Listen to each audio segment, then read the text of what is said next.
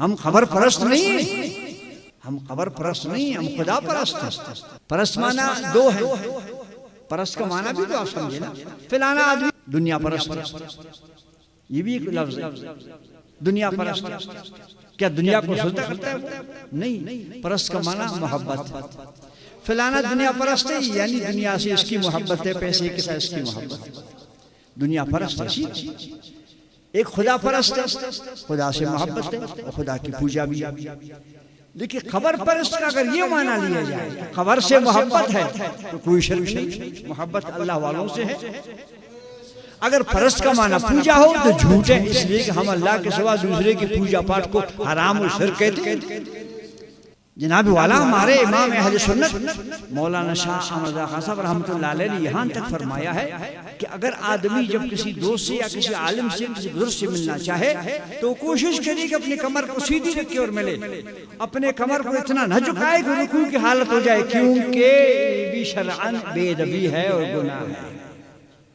ہمارے اعلیٰ حضرت جس بے کو تم مشرک کہتے ہو، بدعتیوں کو سب بڑا کہتے ہو، وہ اتنے صاحب توحید ہیں، وہ فرماتے ہیں کسی سے ملنا ہے تو کمر جھکے نہیں ہونا چاہیے، کیونکہ جھکنا اللہ کی شان ہے۔ اتنے وہ صاحب توحید ہیں، اتنے وہ صاحب ایمان ہیں۔ ہمارے پیارے محبوب صلی اللہ علیہ وسلم کے زمانے مقدسہ میں صحابہ کرام آتے تھے، انہوں نے پیارے نبی صلی اللہ علیہ وسلم کے قدموں کو چوما، صحابہ کرام نے پیارے نبی صلی اللہ علیہ وسلم کے ہاتھ مبارک چوما ہے، صحابہ کرام نے پیارے نبی صلی اللہ علیہ وسلم کے قدم مبارک کو جب چوما ہے تو ظاہر ہے ان کا سر تو جھکا ہوگا، لیکن اس جھکنے کو آپ شرک نہیں کہہ سکتے، اس لیے کہ یہ جھکنا بنیت تعظیم تھی، یہ جھکنا بنیت عبادت نہیں تھی۔ ہمارے اہل سنت کے نزدیک بلکہ شریعت کے اندر بھی یہ حکم ہے کہ عبادت اس ٹائم ہوتی ہے جب عبادت کی نیت ہوتی ہے، جب تک نیت نہ ہو عبادت نہیں ہوتی ہے۔ اگر آپ صبح سے شام تک کچھ نہ کھائیں نہ پیئیں اور شام کو بیٹھ کے لاؤ جی میں روزہ کھولتا ہوں، ابھی تم نے کیسے روزہ رکھا؟ بس آج میں نے کچھ کھایا پیا نہیں ہے، بس ابھی کھاؤں گا روزہ ہو جائے گا، تو امام صاحب کہے گا بھائی صاحب روزہ آپ کا ہوا نہیں، اس لیے کہ آپ نے روزے کی نیت سے تھوڑی منہ بند کیا تھا، وہ ایسے اتفاقاً آپ کو کھانے پینے کا کوئی موقع نہیں ملا، یہ روزہ نہیں ہے جب تک نیت نہیں کرو گے۔ یعنی روزہ اس ٹائم ہوگا جب روزے کی نیت ہو، نماز اس ٹائم ہوگی جب نماز کی نیت ہو۔ اگر آپ بیت اللہ شریف کے ارد گرد 21 دفعہ چکر لگائیں، 21 دفعہ،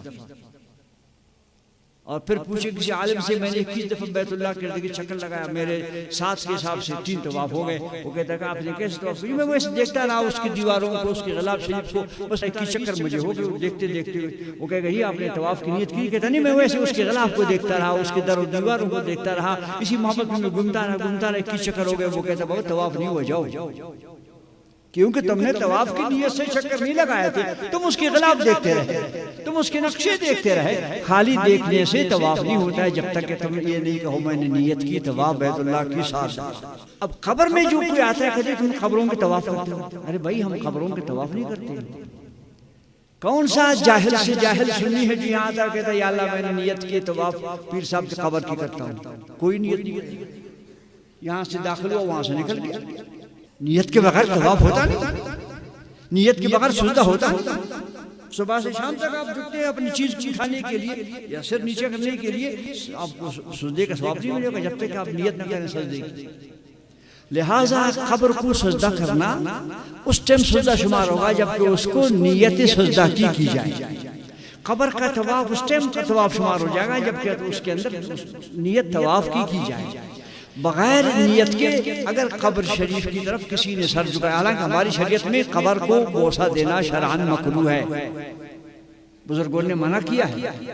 والدین کی قبر یا اپنے مرشد کی قبر اس کو بوسہ لینے کی اجازت ہمارے اسلاف نے دی ہے، عام قبر کو اجازت بوسہ دینے کی نہیں ہے۔ لیکن اگر کسی نے دے دیا تو وہ حد گناہ تک جا سکتا ہے، حد مکروہ تک جا سکتا ہے، لیکن اس کو شرک کہنا حرام ہے، اس لیے کہ شرک بڑی بلا ہے۔ مسلمان سے شرک کا کوئی واسطہ نہیں، مسلمان سے شرک کا کیا رشتہ بھائی؟ جس مسلمان نے صبح سے شام تک الحمدللہ ہماری مسجدوں میں اذان ہوتی ہے، 5 اذانیں ہیں تو 5 صلات،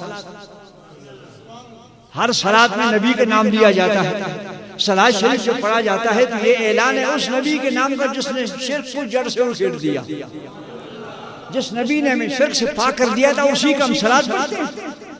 الحمدللہ اہل سنت کے عقیدے میں کوئی بدعت نہیں ہے، ہم بدعت کو لعنت کرتے ہیں، ہم بدعتی کو بھی لعنت کرتے ہیں۔ بدعت بڑی خبیث چیز ہے، لیکن کیا فاروق اعظم جو تراویح کی جماعت شروع کروایا آپ نے، حضرت ابی بن کعب سے فرمایا آج تراویح پڑھاؤ، جماعت مصلی پہ کھڑے ہو جاؤ۔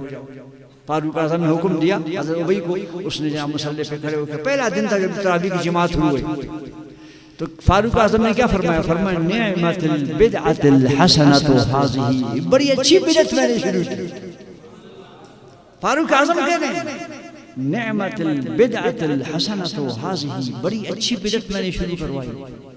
یہ وہ بدعت ہے جو فاروق اعظم فرماتے ہیں اچھی بدعت۔ ہمارے عقیدے میں کوئی بدعت نہیں ہے، اگر ہے تو فاروق اعظم والی بدعت۔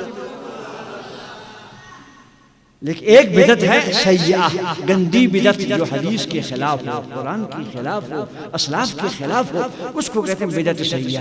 ورنہ ہمارے دین کے اندر بہت سی چیزیں ہیں جو حضور کے زمانے میں نہیں ہوا۔ ارے بھائی صاحب، حضور کے زمانے میں اگر کوئی چیز نہ ہو کیا وہ ناجائز؟